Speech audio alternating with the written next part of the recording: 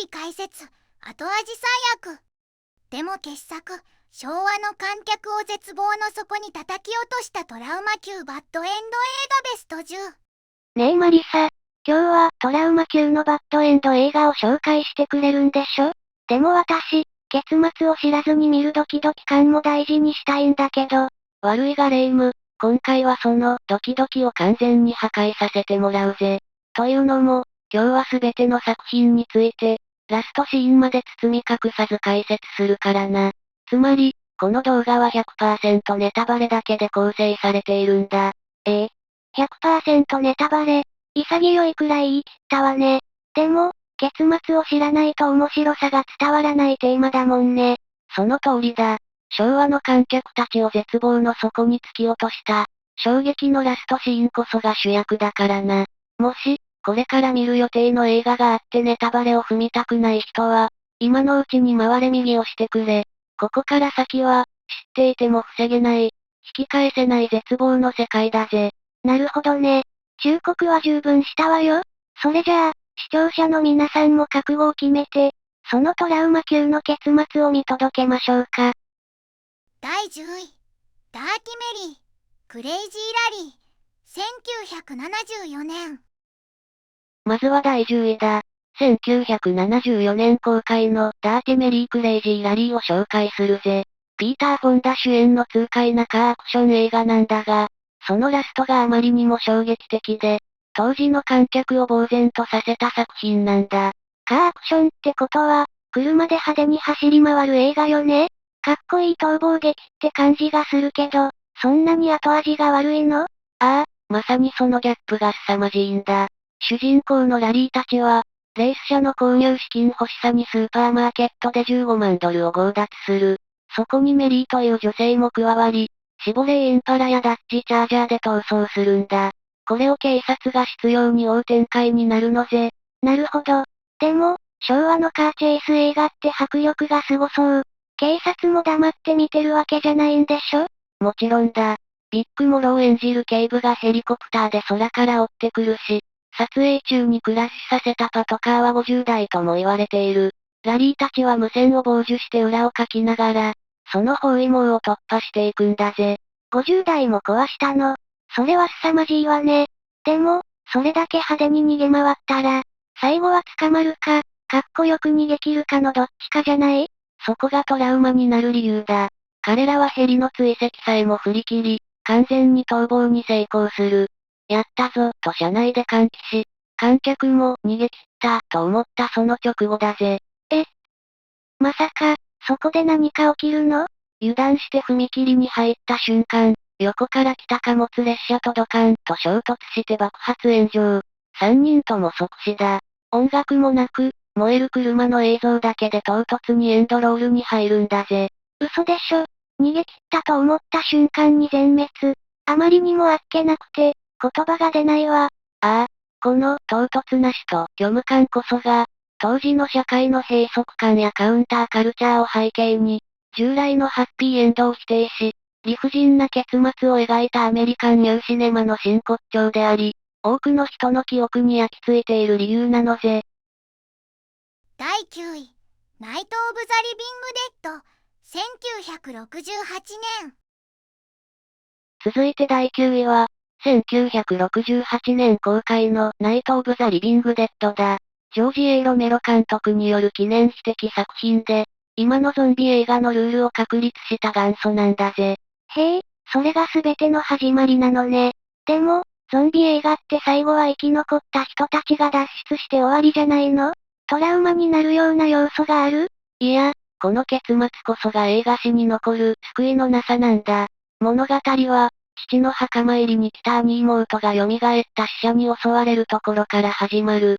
兄は殺され、妹のバーバラは近くの一軒家に逃げ込むんだ。そこで黒人青年のベンや、地下室に隠れていた家族連れらと合流して、ゾンビの群れに包囲された家で籠城戦を繰り広げる。極限状態の人間ドラマね。みんなで協力して生き延びようとするんでしょ？それがうまくいかないんだ。身勝手な人間との対立や、脱出を試みたカップルの爆死など、状況は絶望的になっていく。そんな中、主人公のベンだけは冷静な判断力とリーダーシップを発揮して一晩中戦い抜き、最後は地下室に逃げ込んで、たった一人で朝を迎えることに成功するんだ。すごい。黒人の主人公が最後まで生き残るなんて画期的よね。朝が来たなら、もう安心じゃないの？そう思うだろ？翌朝、保安官率いる自警団がゾンビ狩りにやってくる。ベンは助けが来たと安心して窓から外を覗くんだ。だがその瞬間、自警団は彼を確認もせずゾンビだと決めつけ、眉間を撃ち抜いて射殺してしまうのぜ。人間なのに、問答無用で撃ち殺されちゃったの。そんなのあんまりよ。しかもラストは、ベンの死体が獣の死骸のように鍵で引っ掛けられて運ばれ、焚き木の山で燃やされる様子が、スチール写真の連続カットで淡々と流れる。ゾンビに怯え、必死に戦い生き残った人間が、同じ人間に問答無用で殺され、異物として焼かれるという、文明社会のモラル崩壊を暗示するような結末だ。エンドロールには音楽もなく、ヘリコプターの音だけが虚しく響いて終わるんだぜ。第8位、殺しが静かにやってくる、1968年。第8位は、1968年公開のマカロニウエスタン、殺しが静かにやってくるだ。セルジオ・コルブッチ監督の作品で、雪に覆われた白銀の世界を舞台にしている点が非常に珍しい。だが、その美しさとは裏腹に、内容は極めて残酷で救いがないんだぜ。雪景色の西部劇って、なんだか静かで綺麗そうなイメージだけど、タイトル通り殺しがやってくるのね。どんなお話なの？舞台は1898年の雪深い町スノーヒル。主人公は、幼少期に喉を切られて声を失った賞金稼ぎ、通称、サイレンスだ。ジャン・ルイ・トランティニャンが演じている。彼は夫を殺された未亡人ポーリーンに依頼され、クラウス・キンスキー演じる極悪非道な賞金稼ぎ、ロコの一味に立ち向かうんだ。声を出せないハンデを背負ったガンマンなんて、すごくかっこいい設定じゃない。最後はバシッと悪党を倒して、未亡人を守り抜くんでしょ？それが、全く違うんだ。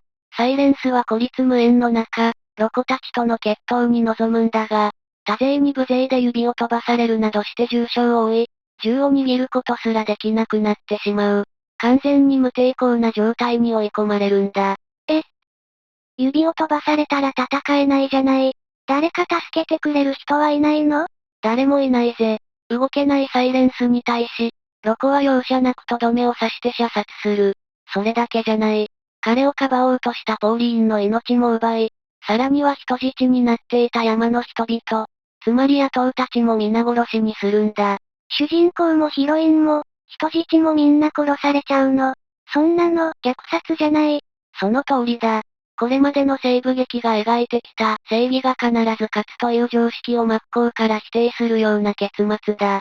ロコたちは何食わぬ顔で去っていき、画面にはこの場所で1898年に虐殺があったというテロップが表示されるだけ。悪が完全に勝利し、正義が雪の荒野に埋もれて終わる。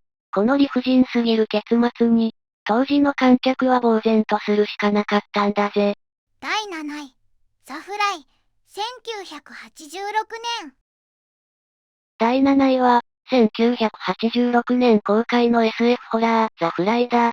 デビッド・クローネンバーグ監督が古典、ハエ男の恐怖をリメイクした作品だが、肉体が崩壊していくグロテスクな描写と、あまりに切ない愛の結末が観客に強いトラウマを残したんだぜ。ハエ男って聞くと、頭だけハエになった人間みたいな、ちょっと笑っちゃう姿を想像するけど、そんなに怖くて切ないお話なの？ああ、笑い事じゃ済まないぜ。天才科学者のセスは物質転送装置を発明し、自らの体を実験台にする。だがその時、装置に一匹のハエが紛れ込んでいて、遺伝子レベルで融合してしまうんだ。最初は力がみなぎって喜ぶんだが、次第に体がボロボロと崩れ落ちていく。体が崩れるってどういうこと？まさか、病気みたいに弱っていくんじゃなくて？もっと物理的な崩壊だ。爪が剥がれ落ち、耳がポロリと取れ、歯も抜け落ちていく。そして最後には人間としての原型を止めない、醜悪なハエ人間へと変貌してしまうんだ。しかも、恋人のベロニカは妊娠してしまうが、お腹の子が人間の赤ちゃんなのか、ハエの怪物なのかわからず恐怖に怯えることになる。うわぁ、想像しただけで気持ち悪いし、恋人にとっても地獄じゃない。最後は完全に怪物になって暴れ回るの？セスは、ベロニカと胎児を装置に入れて自分と融合させ、完全な家族になろうとするんだ。だが、元恋人の介入で装置が破壊され、セスは装置の金属片とも融合した無残な肉塊となって這い出てくる。もう助かる見込みはないのね。怪物として退治されて終わりなの？いや、もっと悲しい。瀕死のセスは、ベロニカが持つショットガンの銃口を自ら掴んで自分の頭に押し当て、殺してくれと懇願するんだ。愛する人の尊厳を保つため、そして彼をこれ以上の苦しみから解放するため、ベロニカは泣き叫びながら引き金を引き、愛した人を自らの手で射殺して幕を閉じる。究極の愛と絶望が入り混じったラストだぜ。第6位、U ボート、1981年。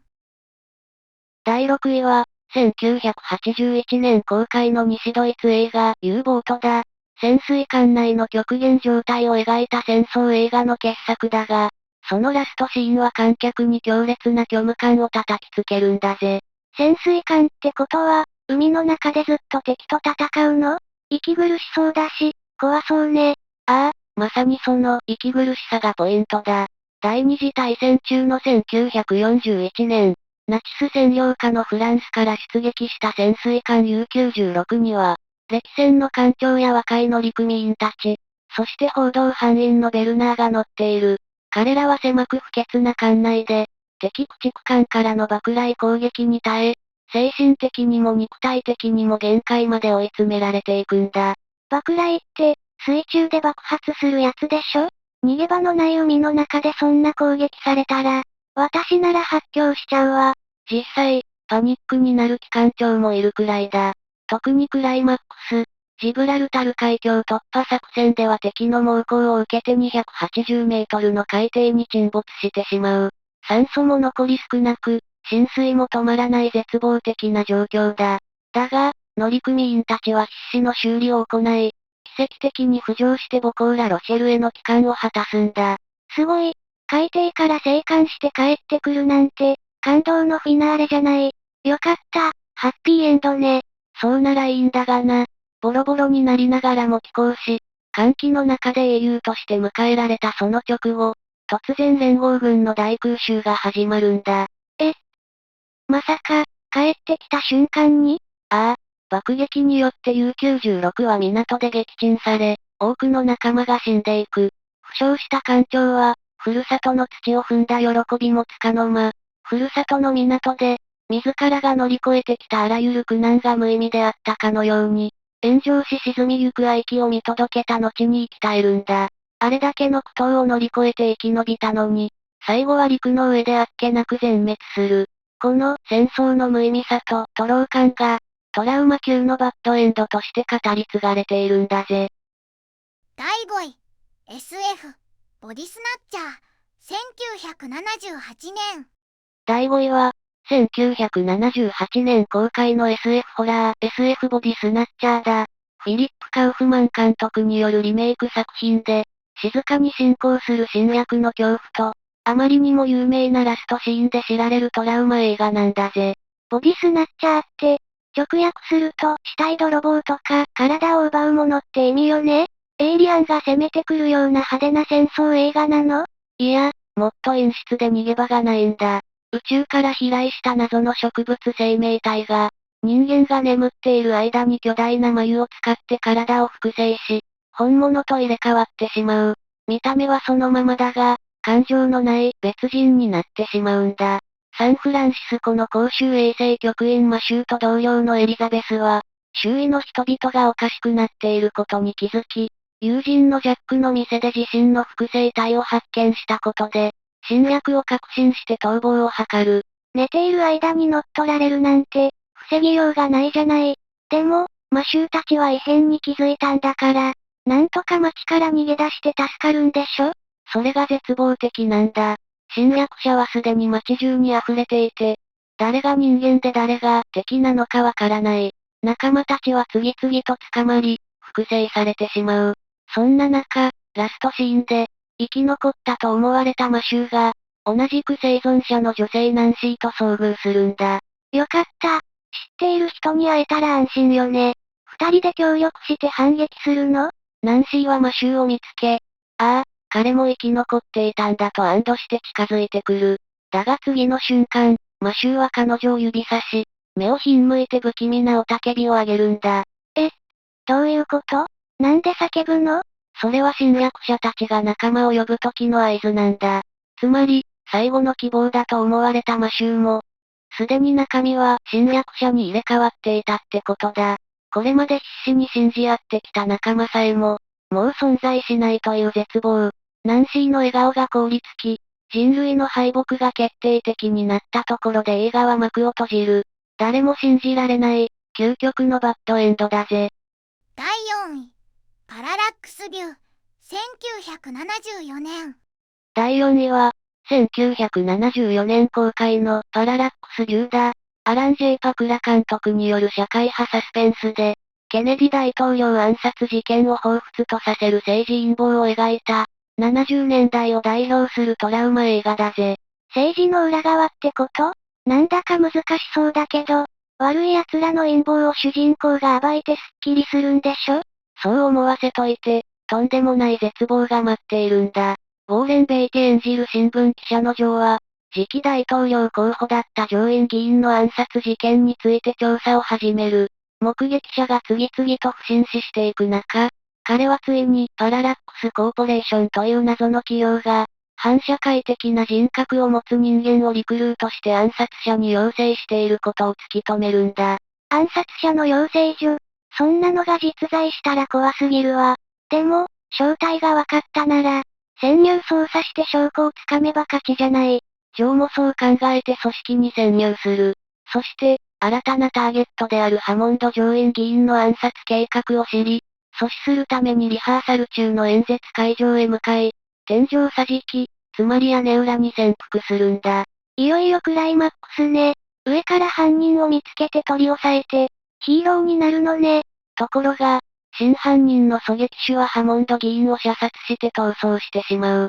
ジョーが犯人を追うと姿を現した瞬間、暗闇から現れた男にショットガンで撃たれて殺されるんだ。主人公が犯人を止められずに、逆に殺されちゃうの。それじゃあ、誰が真実を伝えるのよ。誰も伝えない。ラストシーンは、政府の調査委員会がハモンド議員の暗殺は、精神錯乱をきたしたジョー・フラディの単独犯行であると報告する映像で淡々と終わる。つまり、ジョーは犯人に仕立て上げられ、真実を追い求めたジャーナリストは、その真実とともに社会から抹殺される。パララックス社という巨大な悪は無傷のまま生き続ける。真実が完全に闇に葬られる。救いようのないバッドエンドだぜ。第3位、ワイルドバンチ、1969年。いよいよベスト3だ。第3位は、1969年公開のワイルドバンチ。サム・ペキンパー監督による最後の西部劇とも呼ばれる作品で、古き良きガンマンの時代が終わりを告げ、彼らが新時代に抗うかのように己の美学を貫き、壮絶に散っていく滅びの美学を描いた伝説的な映画だぜ。最後の西部劇？なんだか寂しい響きね。ガンマンが悪党を倒して夕日に向かって去っていく、みたいなかっこいい終わり方じゃないの？かっこいいのは間違いないが、ハッピーエンドとは程遠いな。舞台は1913年のメキシコ国境。時代の波に取り残されたパイク率いる強盗団、ワイルドバンチは、ある時、仲間のエンジェルをメキシコ政府軍のマパッチ将軍に奪われてしまう。エンジェルは反逆者として捕らえられ、残酷なリンチを受けていたんだ。仲間が捕まっちゃったのね。でも、西部劇ならみんなで助けに行って、無事救出。ってなるのがお約束でしょ？パイクたちも救出に向かうが、状況が絶望的すぎるんだ。敵の砦には200人を超える軍隊がいるのに、パイクたちはたったの4人。それでも彼らは、レッドゴー、ホワイノットと短く言葉を交わし、決意を固めて横一列に並び、死地へと歩いていくんだ。たった4人で200人に挑むなんて自殺行為じゃない。でも、その覚悟は凄みがあるわね。で、どうなるの？砦に到着した彼らの目の前で、マパッチ将軍はエンジェルを無残に殺害する。これを見たパイクが将軍を射殺した瞬間、映画史に残る大銃撃戦、通称、デスバレーが幕を開けるのぜ。デスバレー。死の舞踊ってこと？そんなに凄まじい戦いなの？ああ、彼らは機関銃やダイナマイトを使って敵軍を壊滅させるが、多勢に無勢で次々と撃たれ、最後は4人全員が蜂の巣にされて死亡する。スローモーションを多用した、凄惨ながらもどこか詩的な暴力描写は、当時の映画界に大きな衝撃を与えた。文字通りの全滅だ。生き残ったのは、彼らを追っていたかつての仲間ソーントンと老人サイクスだけで、彼らが荒野へ去っていく後ろ姿で物語は終わるんだぜ。第2位、未知への飛行、フェールセーフ、1964年。第2位は、1964年公開の未知への飛行だ。現代は、フェイルセーフ。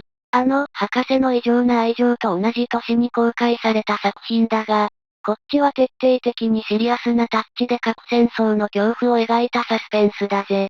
博士の異常な愛情も世界が滅ぶ話だったわよね。こっちも同じように終わっちゃうの？いや、終わり方がもっと現実的で恐ろしいんだ。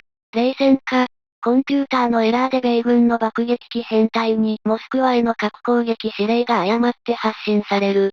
通信妨害のせいで命令解除もできず、爆撃機はソ連領空へ侵入してしまうんだ。機械の故障で核戦争なんて、でも、間違いならすぐに連絡して引き返させればいいじゃない。それができないんだ。ヘンリー・フォンダ演じるアメリカ大統領は、ソ連首相とホットラインで交渉し、味方の撃墜まで依頼する。だが、パイロットのグレイディ大佐は、攻撃中止命令さえもソ連の契約だと判断して無視し続けるんだ。訓練された兵士だからこそ、命令を遂行しようとしちゃうのね。じゃあ、モスクワに核が落ちちゃうの？ああ、モスクワが壊滅すれば、ソ連は報復としてアメリカ全土に核を撃ち込み、世界は終わる。それを防ぐため、大統領はソ連首相に対し、団長の思いである代償を支払うことを提案するんだ。代償って、まさか、お金で済む話じゃないわよね？モスクワと同じだけの犠牲を自国で払うことだ。大統領は、世界を救うため、自らが守るべき国民の命、愛する妻が暮らすニューヨークへ核爆弾を落とすよう、自軍の爆撃機に命令を下すんだぜ。自分の国の、しかも奥さんがいる町を自分で吹き飛ばすの。そんな決断、ありえないわよ。でも、それが人類を滅亡から救う唯一の道だったなんて、究極すぎるわ。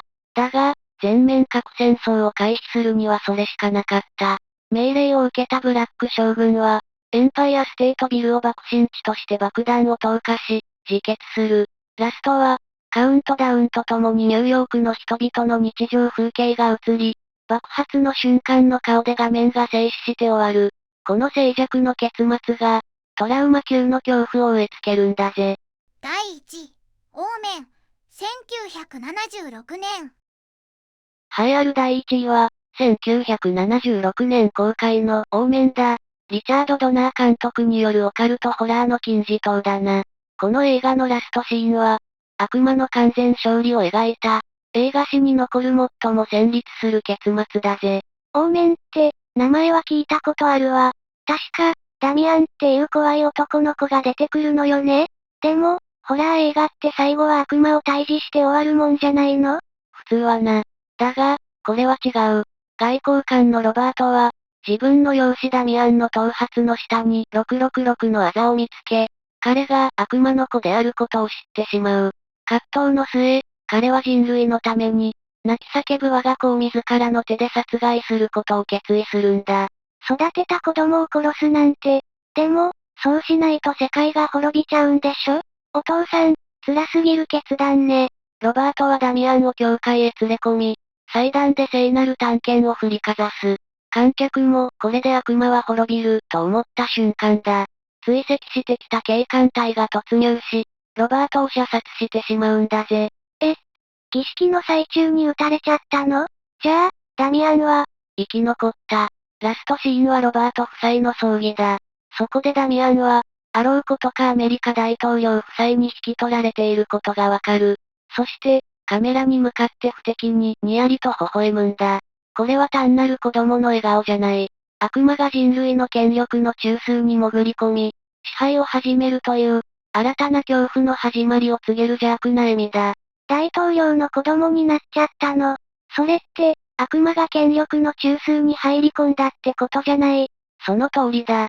父親は犯罪者として死に、悪魔の子は最強の盾を手に入れて生き延びた。新たな悲劇の始まりを予感させて終わる。まさにトラウマ級のバッドエンドだぜ。総評またはまとめ。もう言葉が出ないわ。10位から1位まで、本当に救いのない映画ばっかりだったわね。特に最後のダミアンの笑顔。思い出しただけでゾッとするわ。だが、この後味の悪さこそが、何十年経っても色褪せない名作の力なんだぜ。ハッピーエンドは安心を与えるが、バッドエンドは見た人の心に問いや警告を深く刻み込むからな。確かに、今日紹介された映画は一生忘れられない気がするわ。平和な日常がどれだけ大切か、身に染みてわかったしね。そう思ってもらえれば紹介した甲斐があったぜ。これらの映画は、私たちにもしもの絶望を突きつけながら、同時に今ある平和や日常の尊さを教えてくれる鏡のような存在でもあるからな。みんなのトラウマになった映画や、今回紹介しきれなかったバッドエンドの名作があれば、ぜひコメント欄で教えてくれよな。この動画が面白かった、あるいは怖かった、という人は、高評価とチャンネル登録を忘れずにお願いするわね。それじゃあ、今日はこの辺で、最後までご視聴ありがとうございました。また次の動画でお会いしましょう。